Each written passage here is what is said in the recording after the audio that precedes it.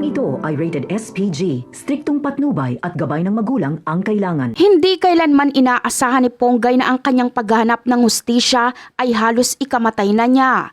Ang tanging hangad niya ay ang makapaghiganti kay Rocky Boy, ang taong responsable sa grabing pagbubugbog sa kanyang kapatid na si Dimples.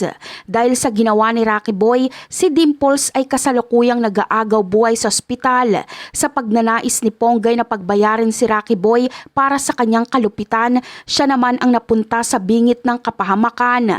Halos magtagumpay si Rocky Boy na mampaslang si Ponggay na hindi handa sa tindi ng panganib na kanyang hinaharap. Sa isang hindi inaasahang pagkakataon, nasa parehong hotel din ng mga Mondragon si Tanggol, subalit iba ang kanyang pakay. Naroon si Tanggol upang harapin at pagbayarin si Divina para sa sarili niyang mga dahilan.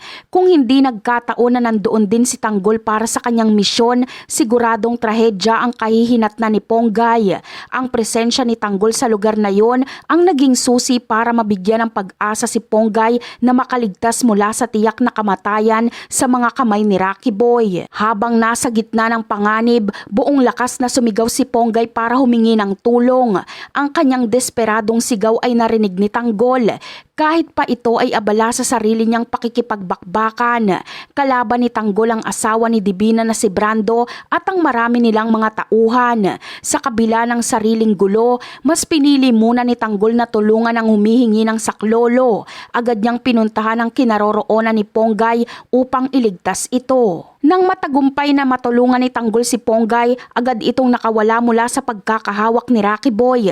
Ang unang naisip ni Ponggay ay tumakas na agad at lisanin ang mapanganib na lugar na yon.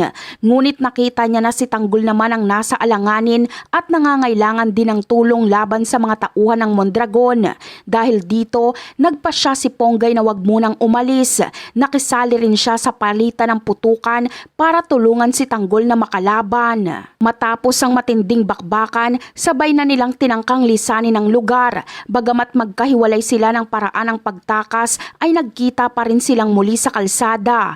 Nakita ni Tanggol na kailangan nilang bilisan ang pag-alis, kaya agad niyang pinasakay si Ponggay sa kanyang motor. Sa pamamagitan nito, mabilis silang nakalayo ng magkasama at hindi na sila naabutan pa ng mga humahabol na tauhan ng mga Mondragon. At yan ang aabangan natin. Bye!